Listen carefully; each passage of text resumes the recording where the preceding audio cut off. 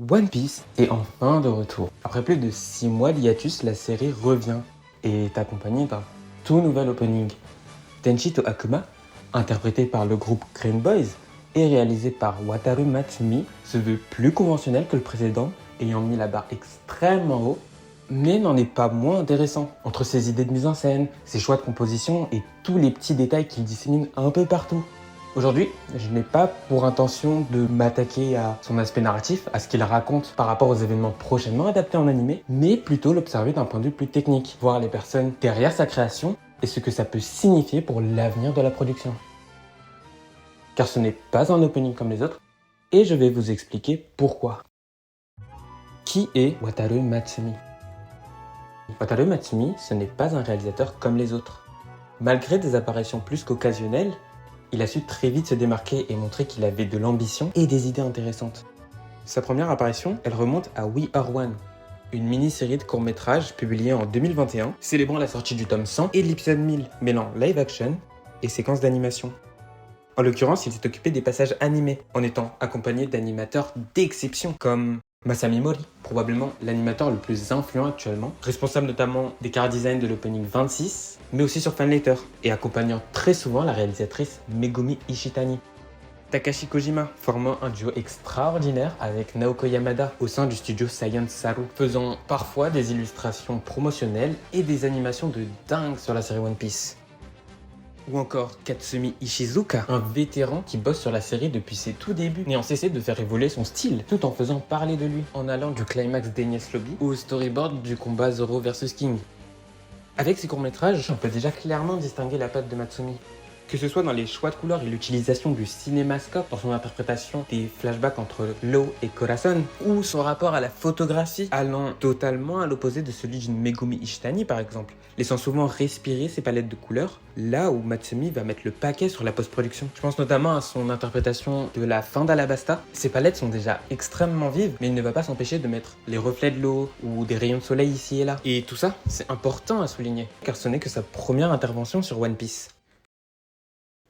Mais vous allez me demander, c'est bien beau toutes ces petites séquences, mais quand est-ce qu'il apparaît sur la série principale? Il va falloir attendre quelques années avant de le voir apparaître sur un réel épisode de l'anime. Car c'est en février 2023 que Matsumi va faire ses débuts en pleine saga de Wano avec le 1051. Mais avant de parler de ces épisodes, une petite mise en contexte s'impose. Lui, c'est Tatsuya Nagamine, un réalisateur assez important pour la Toei, ayant notamment réalisé Heartcat Precure, Dragon Ball Super Broly, mais aussi One Piece Z. Avec son arrivée en tant que réalisateur de la série aux côtés de Ayako Maki et Koei Kureta, il va totalement redéfinir ce qu'est censé être One Piece en tant qu'adaptation animée et donner des opportunités à plein de talents, que ce soit en animation comme en réalisation. Et c'est là qu'entre en jeu Wataru Matsumi. Dès le 1051, on sent déjà une volonté d'aller plus loin que simplement retranscrire des pages de manga à l'identique. Avec cet épisode, il va vraiment mettre l'emphase sur des oppositions entre forces titanesques, que ce soit pendant les altercations entre bras droits des deux équipages, mais surtout pendant la confrontation entre Luffy et Kaido. On sent une réelle complicité entre animateurs et réalisateurs dans cet épisode. On est face à plein de styles différents, mais qui gardent quand même une certaine cohésion. Je pense notamment au style du jeune Yuto, un grand fan d'animation bien old school, priorisant la stylisation et le dynamisme de chaque dessin à la fluidité de l'animation. Ou bien le pinceau façon encre de Chine utilisé par Tu Yong-se sur cette séquence totalement originale, illustrant les écrits d'Oden Kozuki à propos de l'affrontement entre Gold Roger et Barbe Blanche. En bref, c'est un épisode qui, malgré certaines limitations, se veut très riche et montre encore une fois tout le potentiel de Wataru Matsumi. Saut dans le temps d'un an et quelques. Après un climax dantesque, Wano se conclut enfin. Il est temps pour One Piece de franchir un cap, l'arc île d'Egghead.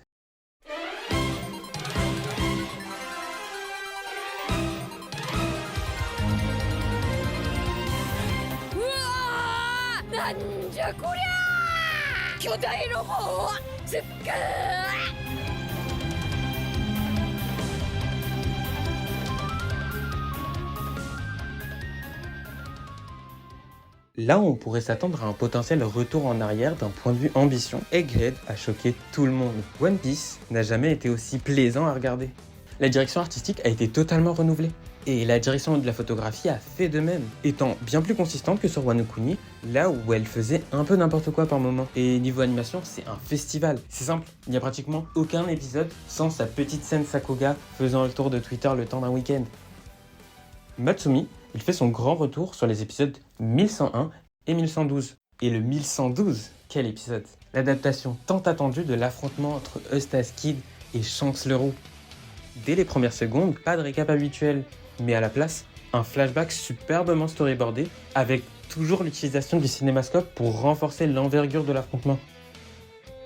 Ici, il est question d'une opposition entre les ambitions démesurées de Eustace Kid et la menace qu'est Shanks et son équipage. C'est un affrontement qui vire très vite au cauchemar et c'est super bien représenté. La première moitié de l'épisode prend bien le temps de mettre en avant la fratrie présente au sein de l'équipage de Kid. Et j'aimerais m'attarder quelques secondes sur la supervision de l'animation par Hazy Way, qui rend les personnages hyper expressifs, je trouve. Enfin bref, le combat commence et il se passe ça.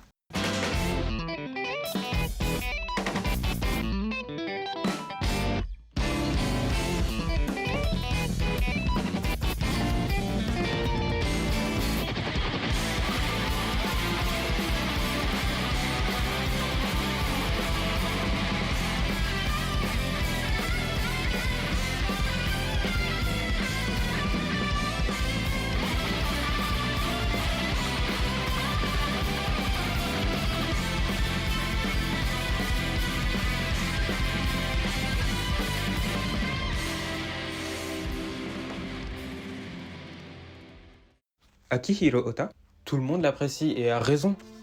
Cette séquence, c'est probablement la meilleure de toute sa carrière, ou du moins la plus complexe à manœuvrer. Et tout ça pour un événement qui ne s'est même pas réellement produit. Et cette deuxième moitié d'épisode 1112, elle regorge de séquences de ce type. Un délire total à quel point des navires entiers sont animés comme si de rien n'était. L'atmosphère de cet épisode, on peut en parler aussi. Elle est minutieusement orchestrée, allant du ciel bleu bien intense pour renforcer l'optimisme naïf de Kid, opposé à ce rouge vif en fin d'épisode, qui a un certain entre-deux avec le crépuscule en première moitié d'épisode, ayant un aspect très chaleureux. Et cette réalisation, c'est probablement l'une, si ce n'est la plus importante de Matsumi. C'est un épisode qui était déjà important pour lui, mais aussi pour Tu Yong-se, qui souhaitait plus que tout réaliser un épisode d'une telle envergure aux côtés de Matsumi. Si je vous parle de tout ça, ce n'est pas pour rien. Cette vision, ces gimmicks, cette façon d'adapter du One Piece, elle se retrouve totalement dans cet opening. L'opening, il commence avec ce plan subjectif sur les mains de Jewelry Bonnie. Rien que ça, c'est déjà dingue, parce que réussir à transmettre des émotions à travers des mains en animation, ça peut paraître simple, mais en vrai, c'est un réel challenge. Et c'est un challenge que Yuki Hayashi relève comme si de rien n'était. Et toutes les petites atmosphères qu'implémente Matsumi sur cette petite portion de l'opening sont dingues. Par la suite, on peut voir qu'il utilise encore une fois le cinémascope, d'une manière assez proche de celle de Megumi Ishitani sur l'opening 26, qui va laisser passer des éléments par-dessus. Et ça fonctionne toujours aussi bien. Cet opening, c'est pas une explosion d'animation Sakuga, mais l'imagerie et les idées de composition de Matsumi sont toujours intéressantes à observer, avec des transitions plutôt fluides ici et là. Le refrain, je trouve qu'il se lance un peu de la meilleure des façons possibles, avec ce premier plan animé par Shotaro Ban, qui est vraiment trop cool. J'aime trop la palette, cette Bonnie est trop choupie. J'ai bien envie de savoir qui l'a animé. On sent l'influence de Masami Mori sur la façon dont les volumes sont gérés. Ensuite, ça enchaîne sur du Akihiro Ota, sur des plans plus axés sur des compositions dynamiques que sur du mouvement brut.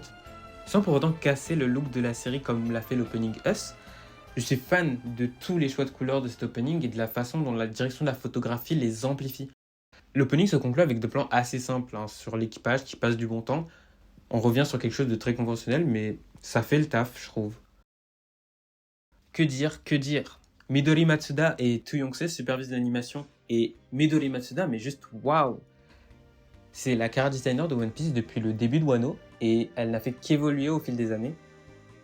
On sent qu'elle prend beaucoup de Masami Mori. Sur l'opening, on voit une certaine élasticité dans la façon dont les personnages sont animés, et ça, je trouve ça trop cool. Ça colle tellement bien à l'univers de One Piece. Bon, vous avez lu le titre, et vous vous dites, oui, c'est un opening qui est plutôt bien animé, et les couleurs sont cool, mais de toute façon, moi je skip, j'en ai rien à faire de ça.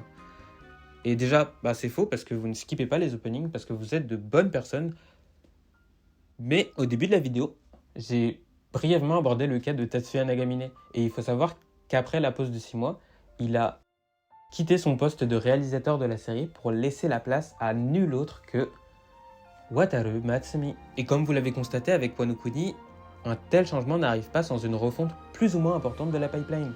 Ce que j'entends par là, ce n'est pas que la série va totalement changer du jour au lendemain, mais que cette promotion marque le commencement de quelque chose de potentiellement plus grand que ce à quoi on s'attend. One Piece, c'est actuellement une production qui perd des membres au fil des années. On a pu le voir avec Ryosuke Tanaka, qui nous a laissé avec un dernier coup de poker qui est le 1062.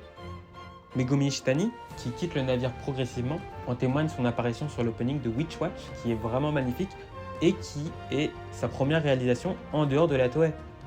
Et maintenant, Tatsuya Nagamine, qui après plus de 5 ans de loyal service, se retire du poste qui a permis de propulser One Piece plus haut que jamais. On pourrait être triste de tous ces départs progressifs, mais c'est là que l'arrivée de Matsumi redonne espoir. One Piece, c'est énorme, et chez la Toei, il y aura toujours des artistes fans de l'œuvre qui voudront ajouter leur pierre à l'édifice. Que ce soit Nanami Michibata,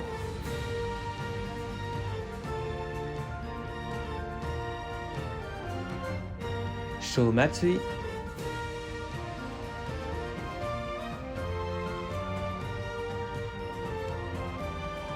Nozomu Shishido,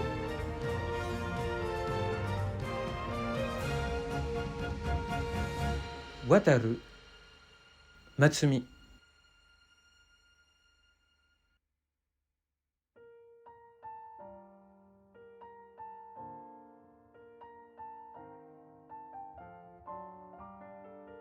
Alors, merci d'avoir regardé cette vidéo.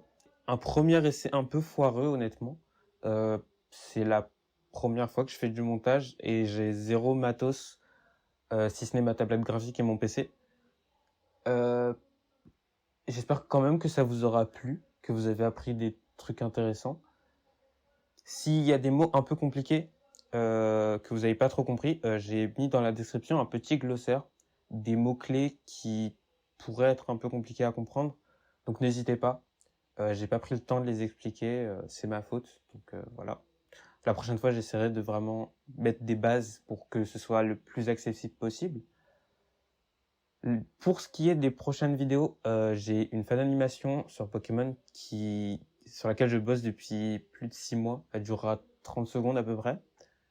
Et peut-être une vidéo sur l'adaptation animée de Yaiba. C'est un animé que j'aime beaucoup, qui est diffusé en ce moment. Et tout le courant Canada, le courant animation des années 90, très old school et tout. Voilà. N'hésitez pas à donner votre avis, à peut-être, je sais pas, vous abonner, maybe. Et on se voit une prochaine fois. Bonne journée ou bonne soirée et voilà. Je sais pas trop quoi dire.